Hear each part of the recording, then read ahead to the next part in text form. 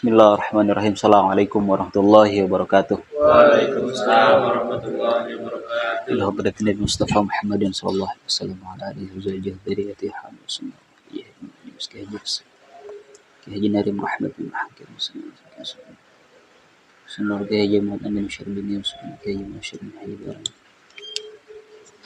Syaillahi lahumul Fatihah. A'udzu billahi minasy syaithanir rajim. Bismillahirrahmanirrahim. Alhamdulillahi rabbil alamin. Ar-Rahmanir Rahim. Maliki yaumiddin. Iyyaka na'budu wa iyyaka nasta'in. Ihdinas siratal mustaqim.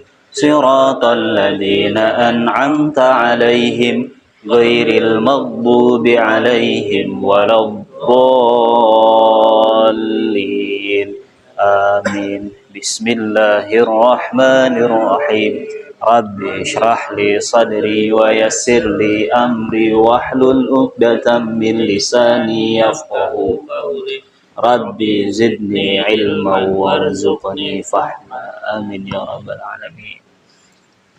Alhamdulillah kita masih diberi kesempatan, diberi kesehatan untuk bisa duduk bersama-sama belajar seperti biasa di Masjid Jamil Barkah, di mana sekarang kita sudah berada di bulan suci Ramadan. Seperti tahun-tahun sebelumnya, kita tidak libur karena memang ya untuk mengisi kegiatan kita di bulan suci Ramadan, khususnya di malam hari, untuk menambah amal ibadah kita, di mana kita setiap malam Rabu untuk sama-sama belajar membaca Al-Quran, mulai daripada makharijul huruf, sifatul huruf, juga tajwid, hukum-hukum tajwid nanti kita akan pelajari,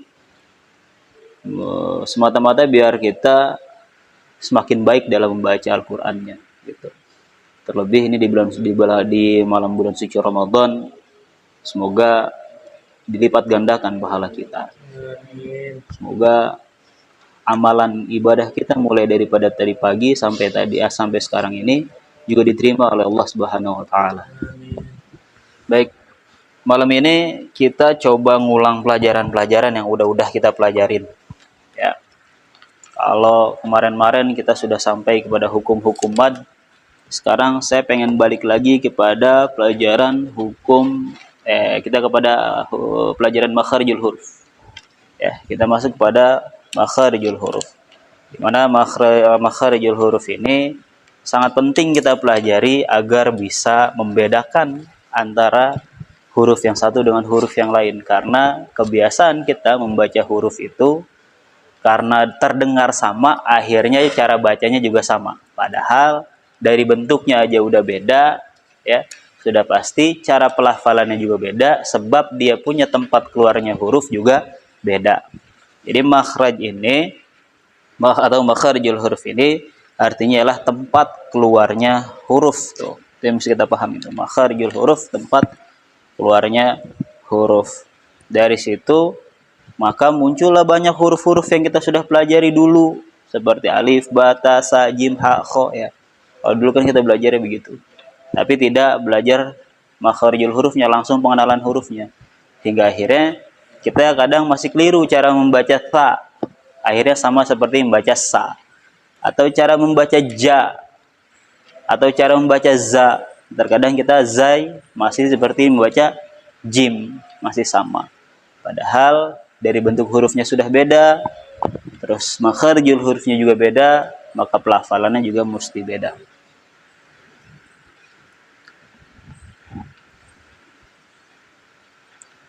Ada 5 tempat makharijul huruf yang mesti kita ketahui, di mana ada tempat makharijul huruf, ada tempat keluarnya huruf namanya al-jauf, lalu ada al-halq, lalu ada al-lisan, ada asyafatain, dan yang kelima ada al-khayshum. Ini sudah kita pelajari bulan-bulan kemarin. Sambil dibuka aja catatannya. Sekarang saya masuk kepada makharijul huruf yang namanya al-jauf. Ya. Jadi ada tempat keluarnya huruf yang nama makhrajnya al-jauf. Di mana al-jauf ini artinya rongga mulut.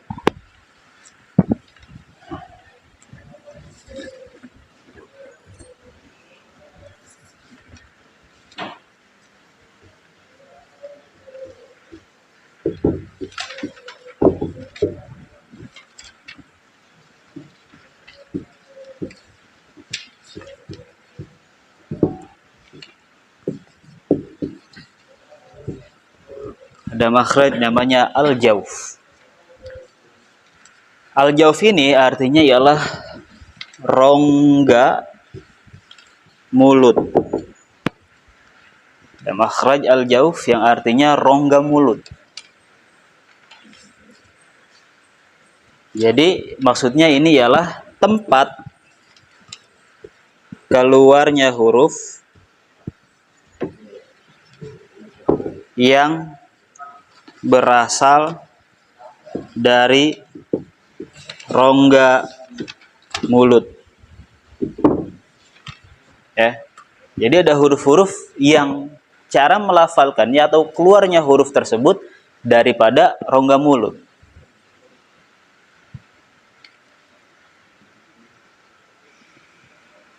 Nah, dari rongga mulut ini muncullah nama al-jauf. Ya, nama makhraj al-jauf.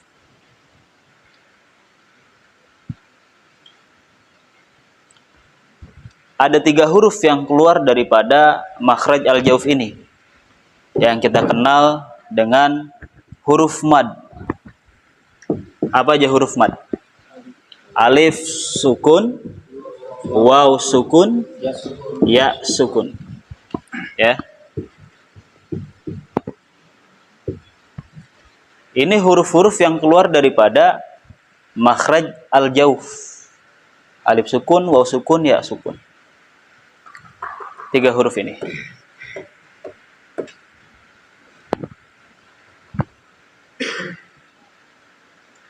Namun yang mesti kita pahami daripada makhraj al-jauf ini, sebab dia hurufnya huruf mad, yang udah pasti huruf mad mesti berharokat sukun, ya. Maka cara membacanya atau cara membunyikan alif yang sukun ini, dia tidak sama seperti cara membunyikan hamzah. Ya. Karena kan kita tahu ada alif, ada hamzah. Ya. Kadang kita suka keliru tuh, hamzah sama alif sama apa beda sih? Sedangkan dalam pengertian tajwid ada, misalkan ketika dia bertemu alif atau hamzah, alif atau hamzah. Gitu. Sebetulnya alif atau sama hamzah ini sama apa beda? Nah, sekarang kita pelajari makhrajnya. Ada makhraj al-jauf yang pertama hurufnya ialah alif sukun. Tadi sudah saya terangkan. Cara membacanya itu beda seperti kita cara membaca hamzah. Kenapa? Karena hamzah mah keluarnya ntar dari makhraj al-halq, dari tenggorokan kalau hamzah mah. A, hamzah A. Ya. Dan hamzah juga nanti kalau kita bahas ke sifat huruf, punya sifat namanya sifat apa? Yang hurufnya ajidu, qotu, bakata. Yang cara bacanya tertahan ketika dia berharakat sukun. Shiddah. Ya. Kalau hamzah dia punya sifat huruf namanya shiddah. Sedangkan alif ini tersifati oleh daripada lawannya. Apa lawan shiddah? Yang mengalir. Rokhwah. Ya. Nah, alif yang keluar daripada al-jauf ini ialah alif huruf mad. Yang kita fahami huruf mad ialah alif yang berharakat sukun atau dalam keadaan mati. Ya, jadi tidak ada bunyinya tuh kalau dia sukun tuh. Akan tetapi dia menjadi ada suara yang keluar daripada al-jauf apabila sebelum huruf alif yang berharakat sukun ia didahului oleh huruf yang berharokat fathah. Ya. Jadi cara bacanya gimana? Dipanjangkan 2 harokat.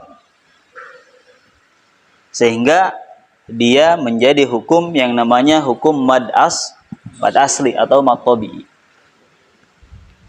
Jadi suara panjang tersebutlah yang akhirnya keluar daripada kita menekan pada udara yang keluar dari rongga mulut. Itu yang disebut al-jauf. Contohnya misalkan. ma, ma, ma. Nah, suara yang keluar dari rongga mulut a itu yang dikatakan menjadi makhraj al-jauf si alif sukun ini. Ma, a, ketika dipanjangkan itu muncul makhraj al-jauf. Waalaikumsalam.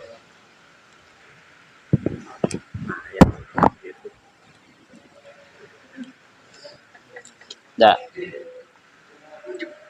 itu yang alif sukun. Jadi gampangnya begini. Makhraj al-jauf ini ialah makhraj yang terjadi pada hukum mad asli. Sebab apa? Sebab si alif sukun kagak bisa kalau kagak didahului oleh harokat fathah. Nah, sekarang waw sukun, bagaimana waw sukun? Bunyi huruf yang bersukun atau dalam keadaan mati ini juga nggak sama dengan bunyi huruf waw yang keluar daripada bibir syafawi atau syafatain nanti. Ada makhraj syafatain waw. Ya, beda nanti dia. Kenapa ya? Sebab ini mah wawnya sukun, kagak berharakat. Maka bunyi waw dalam makhraj al-jauf ini adalah waw yang sukun atau mati dan huruf sebelumnya didahului oleh harokat dhammah. Baru tuh muncul makhraj al-jauf ketika waw sukun sebelumnya didahului harokat dhammah. Gimana cara bacanya? Sama, dipanjangkan dua harokat karena menjadi mad asli dan menekan pada udara suara panjang tersebut keluar dari rongga mulut. Berarti gimana?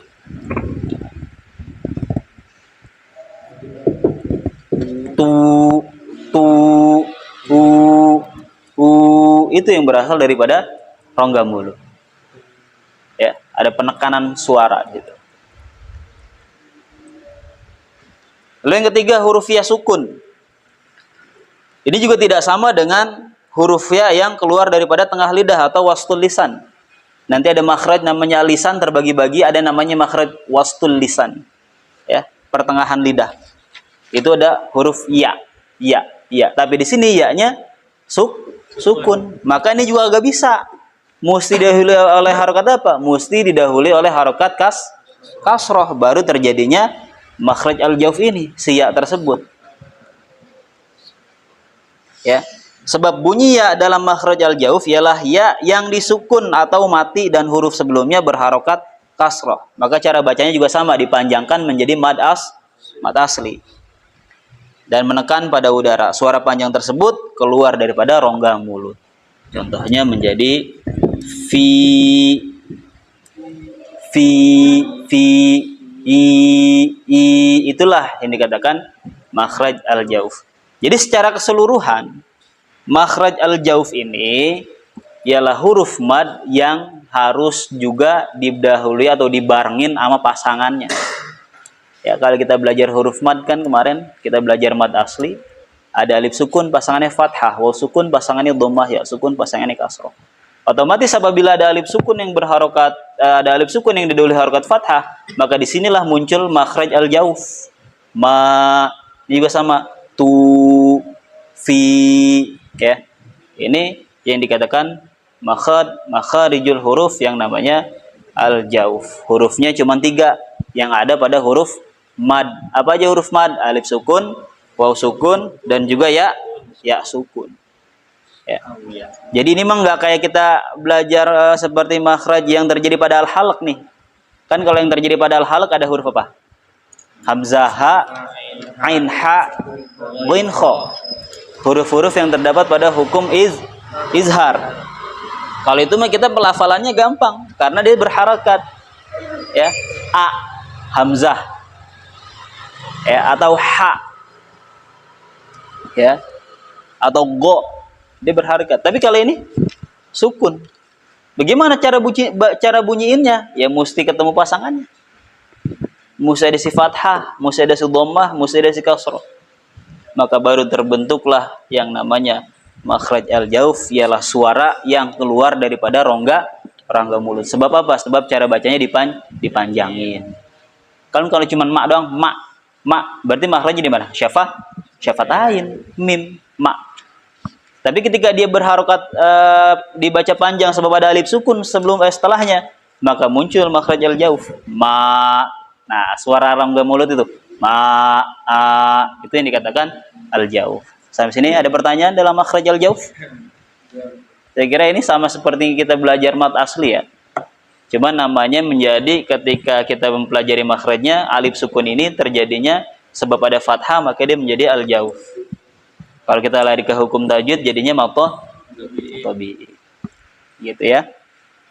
Itu gampang aja. Jadi makhraj al-jauf ini yang mesti kita pahami huruf-huruf yang terdapat pada hukum huruf mad asli. Ya, di mana mad asli ini 3 huruf, alif sukun, waw sukun, ya sukun. Dengan pasangan alif sukun sebelumnya fathah, waw sukun sebelumnya dhamma, ya sukun sebelumnya kasrah. Maka apabila ada pasangannya tersebut, suara yang keluar daripada rongga mulut itu disebut makhraj al-jauf. Gampang? Mudah bukan belajar tajwid? Bukan. Itu yang di Instagram. Mudah bukan belajar matematika? Bukan. Belajar tajwid mah gampang ya. Yang penting katanya rajin-rajin ngulang, rajin-rajin ngebaca. Gitu. Baik, pembahasan kita malam ini cukup daripada makhraj al-jauf. Setelah ini saya akan memberikan pertanyaan daripada beberapa ayat. Silahkan dijawab hukum tajwidnya. Biar kita kagak lupa pelajaran-pelajaran yang kemarin. Panik nggak? Panik dong. Ya. Gak boleh pulang berarti ya, bisa jawab ya. Kalau bisa jawab boleh pulang. Atau mau cari tukang agar dulu juga boleh. Kali nyambut dapat tamia ya kan? Ya dapat cupang. Pertanyaannya nggak jauh-jauh daripada surah yang biasa kita baca. Surah Yasin aja. Ya, surah Yasin aja gampang. Bismillahirrahmanirrahim. Awalam yarau anna khalaqna lahum mimma amilat aydina an'aman fahum laha malikun. Silakan disimak ayat barusan yang saya baca. Ada kalimat awalam yarau anna khalaqna lahum mimma amilat aydina an'aman fahum laha malikun. Panik ya? Silakan dijawab Bang Dede. Yarau awalam ya lam ya. Hukum apa yang terjadi pada kalimat lam ya? Ijhar syafawi. Izhar syafawi. Kenapa menjadi izhar syafawi?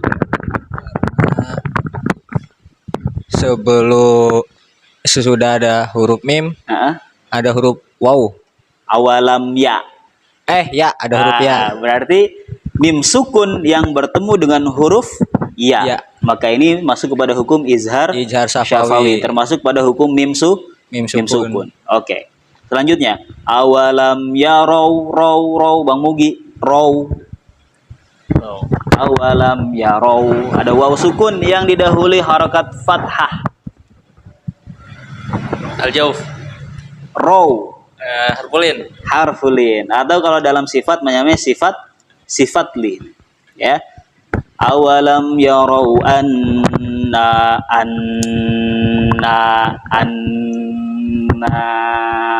ikmal. Gunnah musyaddah. Nah, dipanjangkan 2 harakat Bang Delot. Nah, 2 harakat. Mat asli. Kenapa mat asli?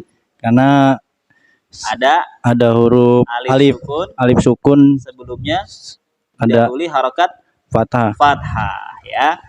Anna khalaqana lahum dandi Gomimi. idgham mimi atau idgham Mutajanisain. Mutamasilain. Mim bertasydid eben. Mim bertasydid. Syiddah.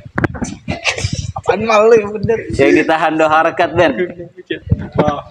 Gunnah musyaddah. Jadi ada 2 huruf yaitu mim dan nun yang bertasydid. Ini mesti ditahan. Ya. Jadi kita jangan cuman baca wa anna khalaqna lahum mimma amilat. Kan kebiasaan kita kalau baca Yasin bareng-bareng nih. Terburu-buru bae kan jadinya. Jadi baca begini, awalam yara anna khalaqna lahum mimma amilat aydina an'aman fahum laha malikun. Biasanya begitu. Karena kita bacanya terburu-buru karena rame-rame nguber biar buru-buru ngerokok sama ngopi. Nah, tapi kalau kita baca secara tartil pelan-pelan, kita mesti paham itu ada huruf nun yang bertasydid di situ, ada huruf mim yang juga bertasydid di situ.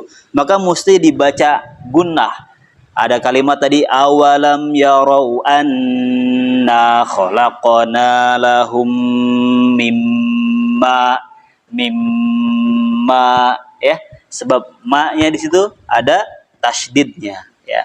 Mimma amilat aydina an'aman fahum laha malikun. An'aman fa.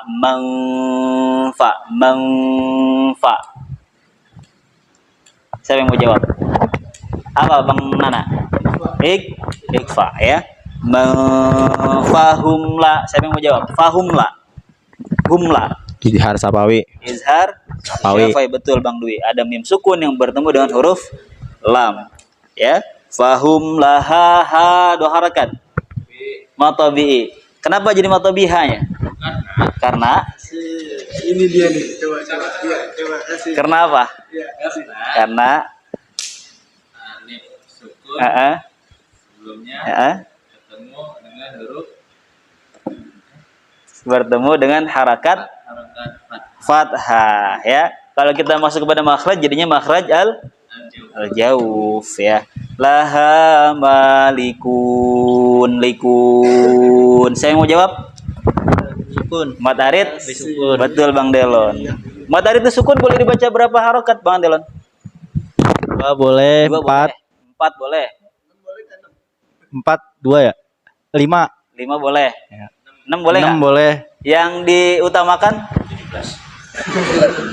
Yang diutamakan sih 4 ya? 4 apa 2? 2. 2 apa 6? Jadi bingung. 2 kalau mau kita. Gak apa-apa. Jadi cara membaca matarid sukun boleh 3. Boleh dibaca 2 harakat, boleh dibaca 4 harakat, boleh dibaca 6 harakat. Namun diutamakan membaca sepanjang 6 harakat. Makanya kalau kita baca surah Fatihah lebih baik dibaca per ayat, jangan diwasol terus. Jadi bismillahirrahmanirrahim. Alhamdulillahi rabbil alamin. Ya. Ini bacanya pelan-pelan. Kadang kita kalau lagi sholat sendiri, apalagi di jam kerja, jam siang, jam istirahat. Allahu Akbar, bismillahirrahmanirrahim, alhamdulillahirrahmanirrahim, maliki yaumiddin. Orang ketemu mah sama sekali tuh. Orang kenal juga kagak tuh. Ya. Itu 6 subuh atau sampai bawahnya 6 subuh. Iya. Jadi kalau bisa tertib. Lebih bagus. Ya. Tertib lebih bagus. Kalau ayat pertamanya sudah 6 sampai ayat ke-7 6. Ya. Jadi jangan kita ngacak-ngacak. Lebih enak begitu. Ya, cukup ya pelajaran kita malam ini daripada makhraj al-jauf, dan tadi kita mengulas beberapa hukum-hukum yang sudah kita pelajari daripada pertanyaan yang ada pada surah Yasin di ayat 71. Mudah-mudahan yang kita pelajarin hari ini kita akan ingat terus dan kita bisa kita praktekin dalam bacaan Al-Quran kita, dalam tilawah kita, dan juga kita bisa kasih nanti buat keluarga kita, anak kita khususnya nanti, buat saudara kita, atau nanti ada orang yang tadi ajarin juga kita bisa ajarin tersebut. Ya, dari itu saya ucapkan terima kasih. Setelah ini kita praktek baca satu persatu sesuai daripada bacaannya masing-masing. Ya, siapa yang duluan?